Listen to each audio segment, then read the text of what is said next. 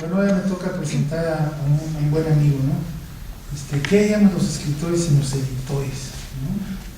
Voy a leer unas líneas de Carlos López, pero antes de leerlos, quiero decirles que tenemos amigos comunes, ha editado a amigos muy queridos, entre ellos obviamente Juan Antonio, y he tenido la fortuna de estar en su estudio, estar en su espacio de trabajo, de comer con él, de encontrarnos en reuniones con amigos comunes y conozco la fina hechura de su trabajo y su compromiso con el arte, su compromiso político, ¿no?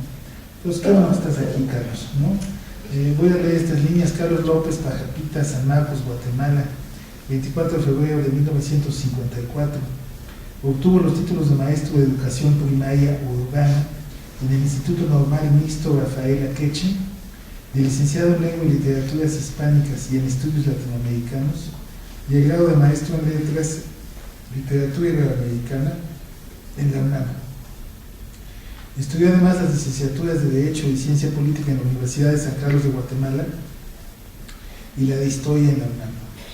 Es autor de los libros de ensayos Solo la Ergata Permanece, 2012, Pasión por el Libro, 2011, Asteriscos, 2011, El que ayer oró, 2009, Diccionario Esencial de la Lengua Española, 2009, El Arte de la Ergata, 2005, Voces de Guatemala, 2005, Redacción en Movimiento, Herramientas para el Cultivo de la Palabra, 2003, y el Diccionario Bibliográfico de Literatos Guatemaltecos de 1993. Bienvenido, Carlos, gracias. Gracias a ti. Muchísimas gracias a ti por tus palabras y por darnos la oportunidad de presentar estos dos nuevos productos intelectuales de mi amigo Juan Antonio Rosado. Marilena dijo lo sustancial del engaño colorido. Yo, este libro, cuando él me llevó Juan Antonio me llevó la primera edición, pues pensé que debería llamarse El engaño colorido en movimiento o El engaño colorido infinito, porque es un libro que es como la amplificatio latina, que está en constante evolución, mejora, desde luego, sin menospreciar la primera edición, que está bastante digna, pero cada vez le va ampliando. Y yo creo que hubo un momento en que nos enojamos con Juan Antonio porque le quería seguir agregando ensayos y yo dije, no sabes qué, párale, porque eso lo dejamos para la tercera edición, porque ya tenemos que sacarlo. Y se tardó más de lo debido, por cierto, por cuestiones estrictamente económicas, porque el valor de la obra de Juan Antonio desde el primer libro de cuentos que le publiqué me consta, y desde que éramos compañeros en la Facultad de Filosofía y Letras, sé de su pasión, de su dedicación, de su entrega con la academia. Por eso este libro me sorprende también, porque es un libro que se aleja de la academia, es desacademizante. Hay mucha libertad en él, hay una reflexión total en libertad. Desde luego se manifiesta su capacidad de abstracción. Los diálogos que él establece con los autores, como dijo María Elena, son para que el lector dialogue no solo con ellos, sino que dialogue con Juan Antonio y que se ponga a dialogar con el libro. Es un diálogo de varias bandas. Y la división formal que él hace, la primera parte, mitos, que está referido no solo a cuestiones fundamentales de literatura, del saber humano, sino también de problemas contemporáneos. Ahí mete también ensayo político. Es un libro caleidoscópico, poliédrico, con distintas visiones. La segunda parte, el problema de la representación, arte y erotismo, donde él sigue abonando, pero de una forma más breve, un tema que publicó en un volumen que a mí me asombró mucho, la capacidad de recopilación de datos de profundidad que puso en este erotismo y misticismo, ¿no? Que es un tema que pienso que con él se agotó. Luego, la tercera parte, que se llama Contiendas, y la cuarta, que es Semblanzas de la Otredad. En esta edición formal nada más, pues hay algunos temas que se reiteran, es decir, como dijo Marilena también, no hay temas novedosos, sino que más bien la manera como él los aborda, ¿no? La pasión que se manifiesta en su escritura. Hay mucha mesura de parte del autor también en la emisión de juicios de valor, pero sin perder la pasión. Entre el ensayo de divulgación y el que requiere aparato crítico, científico, Juan Antonio ha creado un libro Alforja, que sin duda en cada edición aumentará no solo el número de páginas, sino en el nivel de provocación e intensidad, pues la realidad cada vez más al borde del abismo no nos deja lugar para la esperanza. Y quién sabe si los dueños del mundo darán un paso adelante y entonces sí que nos iremos al desbarrancadero. Voy a hablar del otro libro, de Juego y Revolución, que tiene como subtítulo La literatura mexicana de los años 60. Cuando se pone atención a una época específica de la cultura mexicana, salen a la luz los hilos de un entramado muy complejo. Pero el ojo que se enfoca a ese periodo crucial saca de su estudio revelaciones que solo quien tiene una mirada aguda puede mostrarnos. Así pasa en Juego y Revolución, donde Juan Antonio Rosado hace un recorrido a través del arte de los años 60 del siglo XX, un viaje que se niega a la rigidez porque es imposible delimitar con exactitud un proceso sinuoso, cambiante, vivo, que el autor sabe guiar con apertura. Las características de un momento en la literatura no pueden restringirse a las letras. Son el reflejo de un periodo social, histórico, donde hay un natural contagio de diversas disciplinas. Rosado comparte en este libro una reflexión amplia, poliédrica, que nos permite rastrear parte de los orígenes de la cultura mexicana actual. Como el autor lo aclara al principio del libro, esta publicación es parcial, en el sentido de que una investigación detallada llevaría décadas de estudio. También porque el autor estudia a los creadores con los que tiene empatía. Sin embargo, los trabajos recogidos en este texto son comprometidos, propositivos, sobre todo porque el ensayista expresa una visión honesta, crítica. Durante los años 50, casi toda la literatura mexicana tuvo entre sus contenidos centrales la Revolución de 1910, la revolución que inició en 1910, pero a partir de los años 60 hubo una ruptura. Las visiones se diversificaron, los escritores comenzaron a jugar con los temas, el tono y la estructura del lenguaje. Hubo cambios que registraron un traslado de lo realista e histórico a lo imaginativo y fantasmal. Las correspondencias literarias se enriquecieron con la contradicción, aunque con aspectos coincidentes. Cada escritor proponía mundos distintos. Por un lado, por nombrar solo a algunos, Juan José Arriola, Carlos Fuentes, Juan Rulfo, transformaron la tradición, la reinventaron. Por otro, artistas audaces y multifacéticos como Alejandro Jodorowsky y Juan José Burrola avivaron el teatro y la imaginación. Los años 60 refundaron la cultura, pues se crearon revistas, se inauguraron museos, series de televisión, empezó a formarse la generación de la literatura provocadora, rebelde, en la ruta de la onda, como llamó a su tercera novela Parménides García Saldaña, el malogrado escritor de Orizaba, Veracruz. Surgieron editoriales, se abrieron foros para difundir la cultura. Los gobiernos ignominiosos, antidemocráticos, falaces, priistas, fueron un disparador para que muchos artistas se rebelaran a su yugo a través de la creación. El arte se convirtió entonces en un registro de la represión y abrió muchas ventanas por donde entraron nuevas expresiones. El rock, la ciudad, las drogas, un lenguaje renovado, divertido, antisolemne, un destape abrupto de la sexualidad. Lo rural fue sustituido por lo urbano, y jóvenes escritores como José Agustín, Parménides García Saldaña, Gustavo Sainz encontraron en la ironía y el lenguaje coloquial una manera franca para expresarse. En la pintura hubo un rechazo al muralismo y apareció otro tipo de pintura con un discurso más personal. a la vez que con búsquedas ontológicas. Muchos escritores hicieron ensayos sobre las artes plásticas y al cine nacional e internacional. Luis Buñuel dirigió varias películas en México en esos años. Así como la narrativa tuvo grandes transformaciones, en el universo poético convivían muy distintos lenguajes. Poetas tan diferentes como algunos que pertenecieron a la generación de los contemporáneos, entre quienes resaltan Carlos Pellicer, Salvador Novo, Octavio Paz, que experimentaba con su poema Blanco, Renato Leduc, que destacaba por su humor, Jaime Sabines, Rubén Bonifaz Nuño. Los de la generación de Taller, como Efraín Huerta, la generación de medio siglo, donde se incluyó a José Emilio Pacheco, además de la presencia de varias mujeres que, aunque llevaban ya una larga trayectoria, empezaban a ser reconocidas: Enriqueta Ochoa, Rosario Castellanos, Dolores Castro.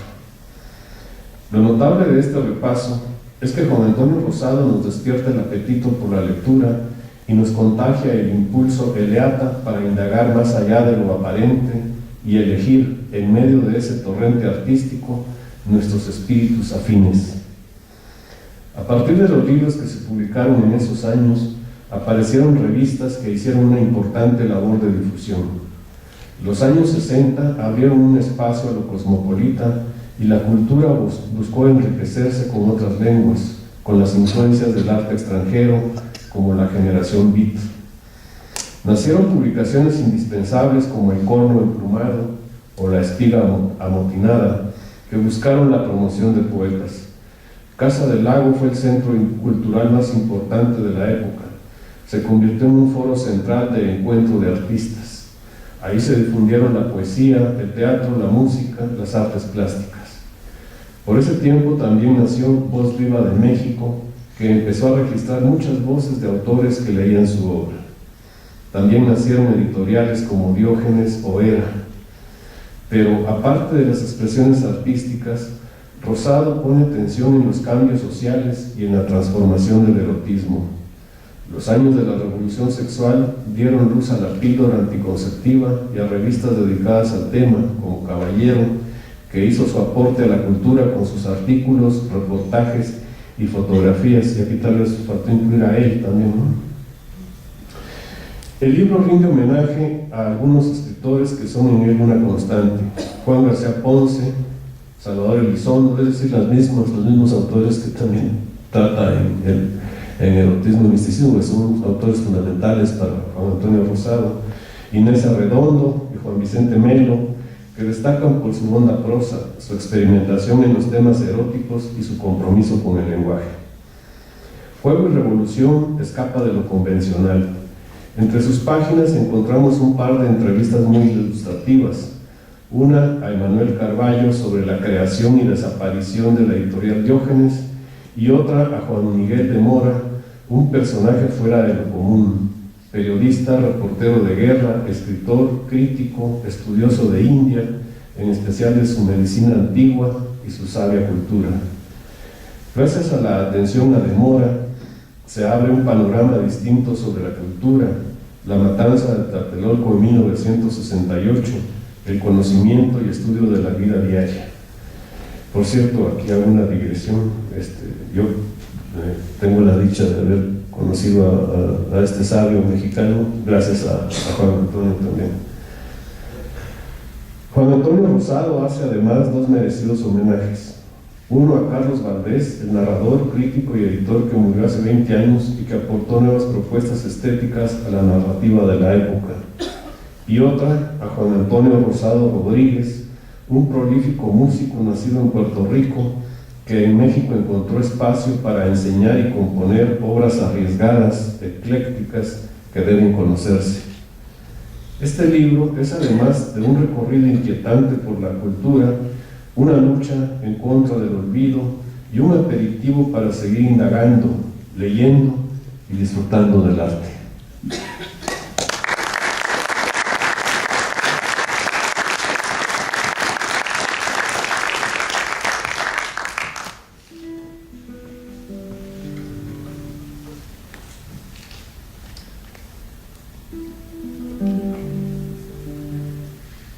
Muy bien, para continuar, el último movimiento de Antares, de Guillermo Flores Méndez, Capricho.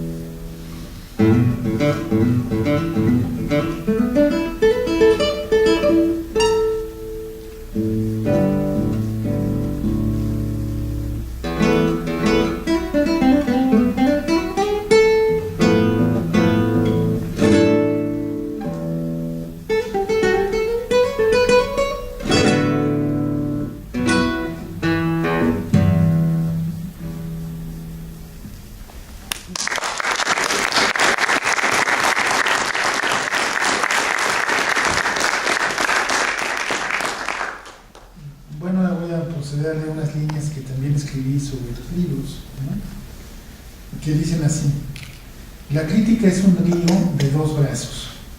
El primero es el pensamiento, el segundo es la celebración. Pensar desde un ensayo literario es discriminar, poner las cosas en su lugar, mostrar las discordancias y las armonías, diseccionar, deconstruir, desarmar y mostrar el interior de la obra que, al pensarse, se revela. Se revela con B chica, obviamente. Celebrar es convertir la palabra en ritual, la lectura en motivo de gozo, es dejarse poseer por los dones que prodiga la obra, es hacer del ensayo un homenaje, paladear la belleza y compartir esa belleza con los lectores.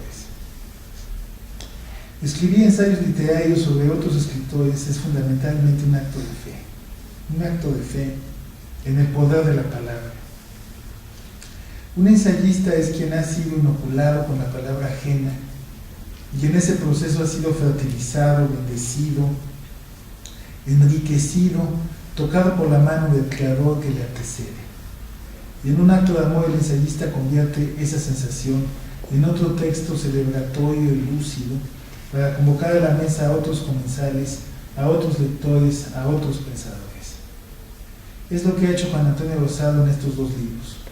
Comenzaré por El engaño colorido y me referiré a algunos de sus ensayos.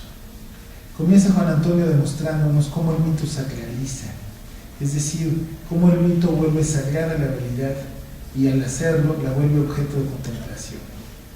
Después, el ensayista describe dos actos que son como la sístole y la diástole de la mente, leer y escribir. No puedo dejar de recordar a Nuestra Señora de las Letras, Marguerite Yourcenar, quien sobre el acto de leer dijo: cuando se ama la vida es normal que se lea mucho. Y sobre la escritura afirmó que su padre, Michel de Clayencourt, todavía no sabía que escoger las palabras, sopesarlas o darles un sentido es una manera de hacer el amor, sobre todo cuando lo que se escribe se hizo para alguien o está dedicado a alguien. Más adelante mi amigo Juan Antonio compara dos obras que crearon dos personajes que son hoy dos arquetipos universales, el Quijote y Fausto, y los vincula por su insatisfacción y su necesidad de ir más allá de lo que les ha tocado vivir, para luego saludar a Germán Hesse, autor muy leído para el público joven, y de ahí compartir con nosotros su lectura de una de las novelas claves del genial escritor ruso Fyodor Dostoyevsky. Los libros de ensayo literario tienen esa particularidad. En su condición miscelánea, poco a poco van articulando un pensamiento ramificado y una estructura en la que convergen los territorios del deseo y las coordenadas intelectuales de quien va tejiendo pacientemente esa alfombra intrincada y mullida que es cada libro nacido de la pluma de un escritor paciente, respetuoso de los autores sobre los que va trazando pincelada tras pincelada. Después de lo ya mencionado, el ensayista nos regala un espléndido ensayo sobre las novelas cuya temática son los dictadores latinoamericanos, para luego recordar un escritor que me parece que no ha sido apreciado en su totalidad, como José Donoso, y luego reunía a dos espléndidos escritores, ambos premios Nobel de Literatura, con una década de diferencia, a cual más disímbolos en su apuesta estética y sus posiciones políticas. Me refiero, por supuesto, a Octavio Paz y a Gabriel García Márquez. El libro continúa con un grupo de ensayos que no puedo menos que calificar de reveladores, que hablan del erotismo como representación. He de decir que mi amistad con Juan Antonio Rosado comenzó cuando me hizo llegar su espléndido libro sobre Juan García Ponce, escritor y ensayista, autor de novelas eróticas, de quien fui secretario y sobre el que también escribí un libro. Esa feliz coincidencia, no todo mundo escribe un libro sobre el mismo autor, nos anunciaba ya la amistad que nacería entre nosotros. Solo faltaba que la extraordinaria compositora Lucía Álvarez, aquí presente, ganadora de 6 Aieles y amiga queridísima por ambos, nos reunía en su casa para darnos cuenta de que la lectura mutua era solo la anticipación de un diálogo de espejos, de los que nos encantan, a los que encontramos felicidad y tormento en los placeres simples de leer y escribir. Y así llegamos al ensayo que da título al libro. Permítanme citar un párrafo, cito. García Ponce retoma el tema del soneto de Sor Juana al referirse a Hilda Siersen, una amiga que llegó a ser modelo y cuya imagen plasma en personas, lugares y anexas.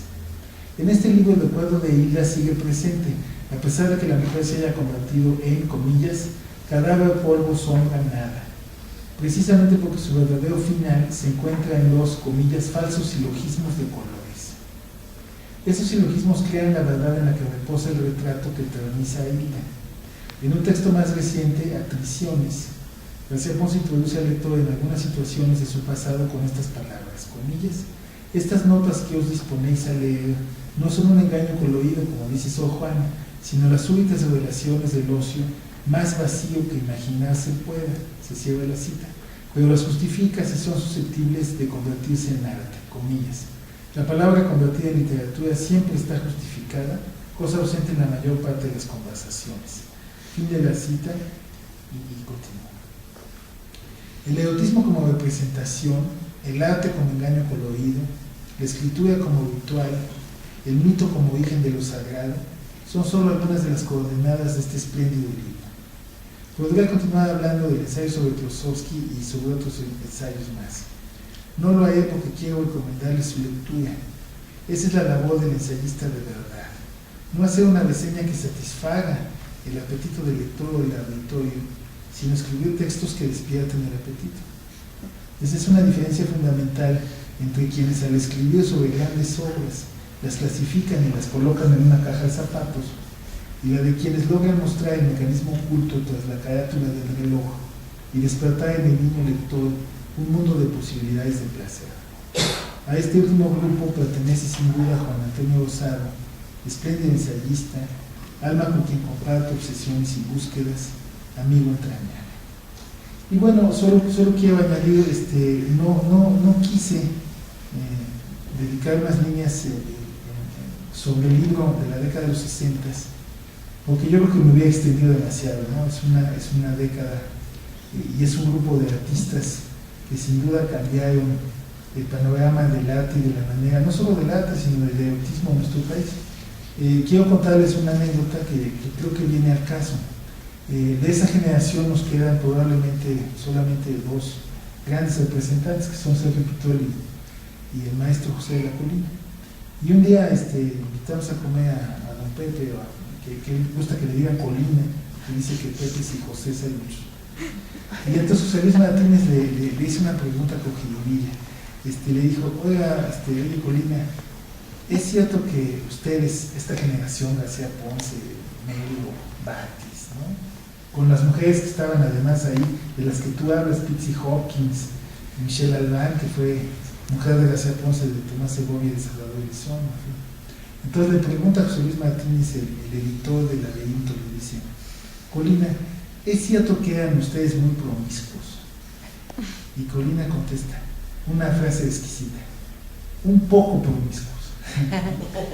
Y esa es una frase maravillosa, porque creo que ese un poco no puede ser, digamos, es un guiño de ojo, no se puede ser poco promiscuo, ¿no? Pero esa anécdota me parece que refleja perfectamente cómo esta generación que trajo nuevos aires estéticos, nuevas propuestas, le dio la vuelta a la página a muchas cosas, y ese impulso de vida extraordinario que tenían, esas anécdotas que surgieron primero en los edificios Condesa, de los que hablas también en la calle de Mazatlán, estos edificios verdes donde vivían muchos de ellos, y luego cada quien en sus respectivos casas y demás. Sin duda somos hijos y herederos de esa generación, ¿no? No solamente los que los hemos leído, los que los hemos estudiado. Creo que todos los que estamos aquí en la mesa estamos de acuerdo en que le debemos mucho a esa generación, ¿no? No solo en lo estético, sino en lo vital, ¿no? Y en que abrieron las ventanas de la cultura mexicana para que entrara ahí una cultura mexicana que estaba un poco sofocada y un poco anquilosada.